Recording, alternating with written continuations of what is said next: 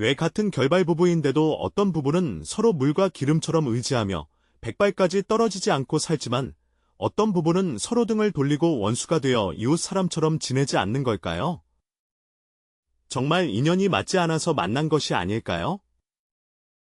이 속에는 과연 어떤 인과의 신비가 숨겨져 있는가? 우리 함께 고대 인도 사회의 도성으로 들어가 보자. 부유한 상인 수티바와 난폭한 여인 진아의 3세 인연에 관한 이야기를 듣고 아마도 부처님의 설법에서 그 해답을 찾을 수 있을 것이다. 아주 오래전, 번화한 사위성의 소티다라는 이름의 부유한 상인이 살고 있었다. 그는 관대하고 자비로우며 선행을 즐기고 베푸는 근남지방의 위대한 선인이다. 그러나 그의 선함과는 대조적으로 그의 아내 진아 씨는 악명 높은 말다툼꾼이었다. 그녀는 조금만 마음에 들지 않으면 큰 분노를 일으키며 수티다에게 악담을 퍼붓고 심지어 집안 물건을 내던지기도 한다. 이해하기 어려운 것은 진아가 아무리 무례하고 거칠게 굴어도 수티다는 항상 조용히 참으며 한 번도 말대꾸하거나 다투지 않는다는 점이다. 어느 날 진아가 또 사소한 일로 크게 화를 내며 집안을 엉망진창으로 만들었다. 수티다는 오래 쌓여온 고통이 마침내 폭발하여 더 이상 참을 수 없게 되었고 대나무 숲 정사로 가서 덕망 높은 석존에게 지도를 구하기로 결심했다. 세존이시여, 저는 정말 너무 괴롭습니다. 수티다는 부처님 앞에 무릎을 꿇고 눈물을 흘리며 자신의 고통을 호소하였다. 내 아내 진아가 마치 야차와 같다. 나는 매일 열심히 일하며 가족을 부양하지만 그녀는 매일 나와 다투기만 한다. 이런 삶은 도저히 더 이상 견딜 수 없다. 부처님께서는 자비롭게 수티다의 토로를 경청하시며 얼굴에는 평온함과 안락함이 어리셨다. 수티다가 말을 마치자 부처님은 살짝 미소 지으며 말씀하셨다. 수티다여, 너와 진아의 이 결혼은 우연이 아니며 인연의 급속한 연기로 인해 이루어진 것이다. 숙시경기? 수티다는 어리둥절한 표정으로 물었다. 석존이여, 저에게 자세히 설명해 주실 수 있습니까? 부처님은 고개를 끄덕이며 수티다와 진아의 전생 얽힘에 대해 이야기하기 시작했다. 인연을 정하기 이전의 과거에 당신은 가난한 나그네로서 나무를 헤어 생계를 유지했습니다. 어느 날, 당신은 강가에서 아름다운 소녀 아소를 우연히 만났습니다. 그녀에게 첫눈에 반해 열렬히 구애한 끝에 마침내 소원을 이루어 그녀와 부부의 연을 맺었다. 아수가 듣고 난 후 슬픔과 분노가 극에 달하여 원한을 품고 있었다. 원한으로 귀가 뜨거워지다라고 해야 합니다. 스승님, 제가 이번 생에 반드시 그녀의 화를 받아야 합니까? 석존이라고 해야 합니다. 부처님께서 자비롭게 웃으며 말씀하셨다. 수티다야, 비록 모든 일이 인연에 따라 정해지고 반도 사람 뜻대로 되지 않는다 해도 불법에서는 인연은 스스로 지으며 상도 마음에서 생긴다고 가르친다. 운명은 고정불변한 것이 아니라 스스로의 노력으로 바꿀 수 있는 것이다. 만약 당신이 자비로운 마음으로 가나를 대하며 지혜로 그의 마음속 원한을 풀어준다면 이 인연은 아마도 변할 수 있을 것입니다. 어떤 자비심을 사용해야 하며 어떤 지혜로서 해야 하는가? 수보리께서 반쯤 이해하고 반쯤 의심하며 물었다. 맞습니까? 부처님께서 말씀하시길, 당신은 지난 생에 자신의 이기심과 냉담함으로 인해 아난을 상처 입혔고 그로 인해 그는 한을 품고 생을 마감하게 되었다고 하셨습니다. 이번 생애에는 사랑과 관용으로 이전 생의 잘못을 보상해야 한다. 이것은 그에 대한 보상일 뿐만 아니라 당신 자신의 마음을 구제하는 일이기도 합니다. 그렇다면 구체적으로 어떻게 해야 합니까? 수보리가 간절히 물었다. 이는 스스로 깨달아야 할 일이다. 부처님께서 말씀하시기를, 기억하라. 모든 근원은 마음에 있다. 만약 내가 마음속의 집착을 진정으로 내려놓고 한결같은 마음으로 모든 존재를 대한다면 너희 관계는 자연스럽게 변할 것이다.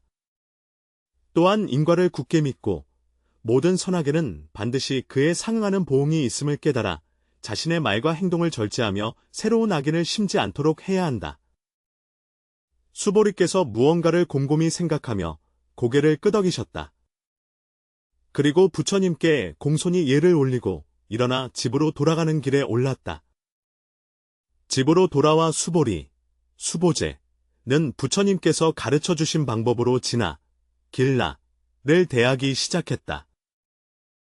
진아가 아무리 화를 내더라도 그는 마음의 평정을 유지하려 했으며 사랑과 포용으로 그를 감화시킨다. 그는 더 이상 그와 논쟁하지 않고 인내심을 가지고 그의 마음의 소리를 경청하며 그의 감정을 이해했다. 그러나 변화는 한순간에 이루어지지 않는다. 진아의 마음속 원한은 천년 동안 얼어붙은 얼음과 같아 쉽게 녹지 않는다. 한 번은 진아가 또 다른 사소한 일로 수티다와 크게 다투었고 심지어 그를 때리기까지 했다. 수티다는 고통을 참아내며 반격하지 않고 그저 차분하게 진아를 바라보았다. 왜 맞서 싸우지 않는 거야? 나를 무시하는 거야. 진아가 수티다를 보고도 맞서 싸우지 않자 더욱 화가 나서 소리쳤다. 나는 너를 무시하지 않는다. 다만 더 이상 너와 싸우고 싶지 않을 뿐이다. 수디타는 차분하게 말했다.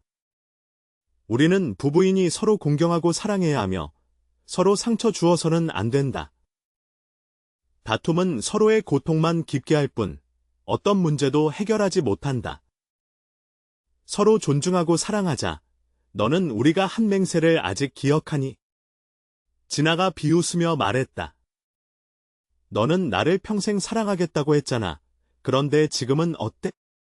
나에 대한 사랑이 조금이라도 남아있니? 물론 나는 너를 사랑해. 수티다는 깊은 정성으로 말하였다. 그러나 사랑은 소유가 아니며 통제도 아니요. 포용과 이해이다. 사랑은 상대방이 행복하기를 바라는 것이지 자신의 뜻대로 강요하는 것이 아니다. 포용과 이해. 진아는 깜짝 놀랐다. 그녀는 그런 말을 들어본 적이 없었다. 정말 할 수 있나요? 최선을 다하겠습니다. 수티다는 단호하게 말했다. 나는 알아요. 내가 전생에 당신에게 상처를 줬다는 것을. 이번 생에서는 내 사랑으로 당신에게 보답할 거예요. 나는 나의 사랑과 관심을 최선을 다해 당신에게 전하여 당신이 더 이상 외롭고 고통스럽지 않도록 하겠습니다. 진아는 수티다의 진실된 눈빛을 보며 가슴 속에 알 수 없는 감동이 일어났다. 그녀는 문득 자신이 그동안 수티다에 대한 원망 속에서 살아왔음을 깨달았지만 그녀의 내면을 진정으로 이해하려 노력한 적이 없다는 것을 알게 되었다. 그녀는 계속해서 과거의 고통에 빠져 있었지만 수티다의 조용한 헌신을 무시하고 있었다. 수티다, 진아 말을 하려다 멈추고 목이 메어 말을 잇지 못했다. 괜찮아, 진아. 수티다는 진아의 손을 부드럽게 잡으며 조용히 말했다. 내 마음이 아픈 걸 알아. 내가 함께 걸어가 줄게. 나는 항상 내 곁에 있을 것이며 너를 지지하고 격려할 것이다. 내가 어둠에서 벗어나 새 삶을 얻을 때까지. 진아는 더 이상 마음속 감정을 억누를 수 없었고 수티다의 품에 안겨 울음을 터뜨렸다. 이 순간 그의 모든 원한, 억울함, 고통이 눈물로 변해 쏟아져 나왔다. 바로 그때 수티다는 부처님께서 한때 말씀하신 한 구절을 떠올렸다. 부부 사이의 인연은 은혜를 갚고 원한을 싣는 것 외에도 빚을 청하고 빚을 갚는 두 가지가 있다고 하셨다. 이곳에 이르러 수티다는 부처님께 다시 가서 부부간의 인연의 비밀을 더 깊이 이해하기 위해 질문하기로 결심했다. 그리하여 다음 날 아침 수티다는 다시 대숲정사에 와서 부처님께 경배하였다. 석종께서 지난번에 말씀하시길 부부 인연에는 4가지가 있다고 하셨습니다. 은혜를 갚는 것, 원한을 갚는 것, 빚을 갚는 것, 채무를 되갚는 것입니다. 은혜 갚음과 원한 갚음에 대해서는 이미 깨달음이 있었지만 이 빚 갚기와 갚음은 또 무엇인가요? 수티다가 공손히 물었다. 부처님은 살짝 미소 지으며 말씀하셨다. 잘했네. 수티다여.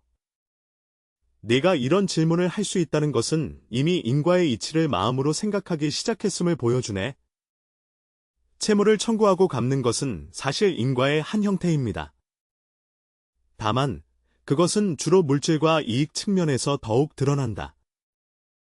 과거 생에서 어느 한쪽이 다른 쪽의 금전이나 물질적인 것을 빚졌으나 갚지 않았다면 내 생에서 그들은 부부의 인연으로 다시 만나 이 연을 마무리할 가능성이 있다.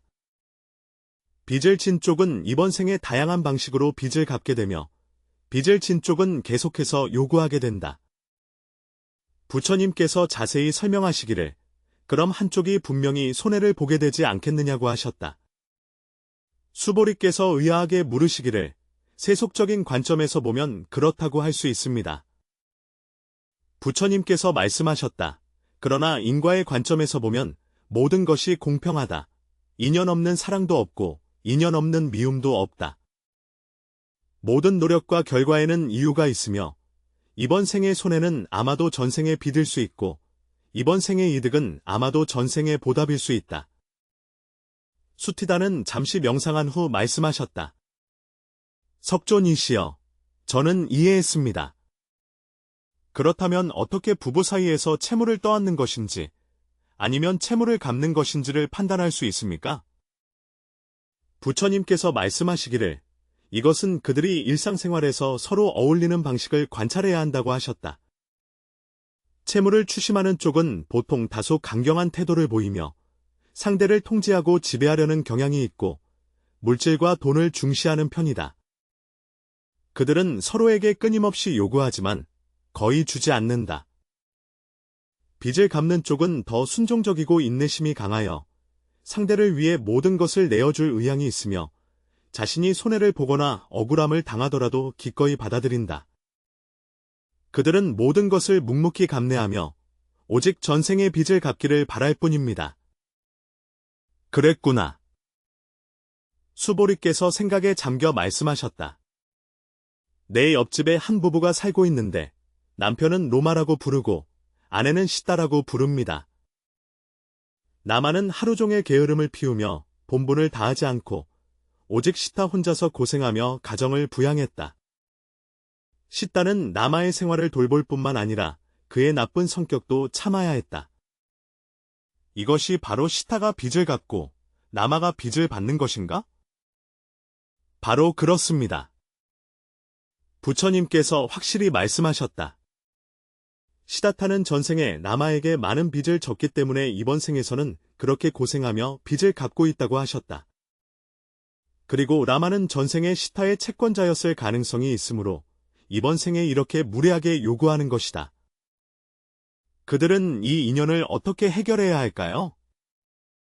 수보리께서 다시 물으시되 오직 해탈, 깨달음 두 글자뿐인가? 부처님께서 진심 어린 목소리로 말씀하셨다. 시드다는 이것이 이전 생의 빚을 갚는 것임을 이해해야 하며 평범한 마음으로 대하며 원망을 일으키지 말아야 한다고. 그는 알아야 한다. 불평과 고통은 오직 자신의 업을 심화시킬 뿐 현실을 바꿀 수 없다는 것을.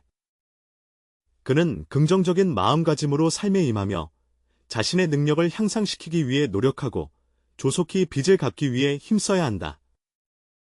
남아도 욕심이 지나쳐서는 안 되며 감사와 소중함을 배워야 한다는 것을 이해해야 한다. 그는 시따의 헌신이 당연한 것이 아니라 그에 대한 사랑과 책임감에서 비롯된 것임을 이해해야 한다. 그는 히토의 고생을 이해하는 법을 배우고 가족의 책임을 자발적으로 짊어져야 하며 무작정 요구만 해서는 안 된다. 오직 이렇게 해야만 그들은 진정으로 이 인연을 마감하고 해탈을 얻을 수 있습니다. 수티다는 부처님의 가르침을 듣고 마음이 환히 열렸다. 그는 마침내 부부 사이의 4가지 인연을 깨닫고 원인을 해소하는 핵심을 이해하게 되었다. 그는 부부관계가 단순한 감정의 결합이 아니라 복잡한 인과의 얽힘임을 깊이 깨달았다. 오직 깨달음과 수행을 통해서만 원한을 해소하고 은혜를 증진시켜 궁극적으로 행복하고 완전한 삶에 이를 수 있다. 뜻깊은 가르침을 주신 석종께 진심으로 감사드립니다. 수보리께서 감사한 마음으로 말씀하셨다. 제가 돌아가면 반드시 선생님께서 말씀하신 대로 하겠습니다. 자비와 지혜로 저와 진아 사이의 원한을 풀겠습니다. 나는 열심히 수행하여 자신의 경지를 높이고 더 이상 새로운 악인을 심지 않으며 대신 선한 일을 많이 행하여 복을 쌓겠다. 부처님께서 흐뭇하게 고개를 끄덕이며 말씀하셨다. 선제로구나. 수티다여. 내가 이런 깨달음을 얻다니 참으로 귀중하구나. 기억하라. 모든 것은 마음이 지어낸 것이다. 마음속에 사랑과 자비, 지혜가 있다면 반드시 운명을 바꾸고 아름다운 미래를 창조할 수 있다. 동시에 정진하여 수행하며 번뇌를 끊고 보리를 증득하여 궁극적으로 윤회의 고통에서 벗어나야 합니다. 수티다는 다시 한번 부처님께 경의를 표하고 신심 가득히 중림 정사에서 떠났다. 그는 운명을 바꾸는 열쇠가 자신의 마음을 바꾸는 데 있음을 깊이 이해하고 있다. 그는 부처님의 가르침을 지침으로 사마자비와 지혜로 자신의 결혼 생활을 꾸려가며 깊은 인연을 화해하고 행복하고 완전한 가정을 이루기로 결심하였다. 이 이야기는 부부 사이의 인연이 단순한 우연이 아니라 전생의 인연이 이어진 것임을 알려줍니다. 은혜를 갚거나 불평을 하거나 빚을 요구하거나 갚는 모든 행위는 인과의 순환을 나타냅니다. 행복하고 아름다운 결혼 생활을 원한다면 서로에게 자비로운 마음으로 대하고 지혜로 갈등을 해결하며 수행을 통해 경지를 높이는 것이 관건이다. 오직 이와 같이 함으로써만 원한을 풀고 은혜를 증진시켜 궁극적으로 행복한 저편으로 나아갈 수 있다. 모든 부부가 서로의 인연을 소중히 여기며 사랑과 포용으로 함께 아름다운 미래를 만들어가길 바랍니다.